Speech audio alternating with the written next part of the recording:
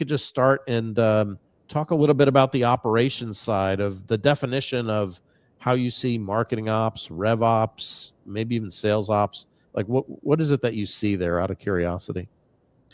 Yeah, sure. First of all, thank you for having me. So exciting to chat about all these fun stuff in ops.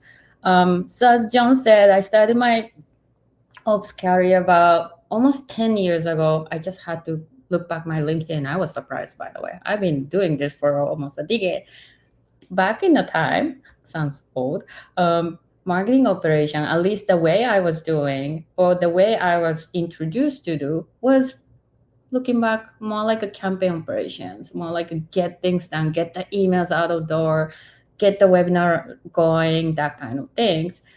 But as my career progressed, and also partially because I've been mostly in smaller companies where I was not just a marketing ops, but doing all kinds of ops or get things done department pretty much for the GTM teams. I naturally expanded my horizon to cover sales ops and supporting CS team, supporting support team, finance, legal, whoever touches customers eventually. And that progression and journey formed my definition of RevOps. Like RevOps still may be like a sales ops or focusing on the operation factor on the pre-sales side of the ball game.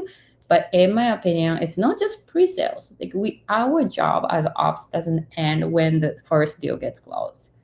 We want to make sure, first of all, first deal gets closed and that gets tossed to the finance so we can collect money. That's important. But more importantly, what happens after? What's onboarding? What happens in customer success? How the account management may interact with customers, and eventually how that would all these work would be translated into the future revenue, which is renewal, upsell, expansion, what have you. Yeah. And RevOps, in my opinion, is in a very unique position to be able to see all these things across the board. Yeah. And sometimes they connect the dots that, hey, if this in the post sales world, CS and AMs are doing certain things, what can we do from marketing perspective to support that? Oh, hey, marketing is trying to launch some customer marketing. Are we communicating that with the ones who are actually facing customers so they are aware what's going on? Even that level of alignment or lack thereof could cause some like conflict or, you know, this unsatisfaction with that kind of things internally or externally.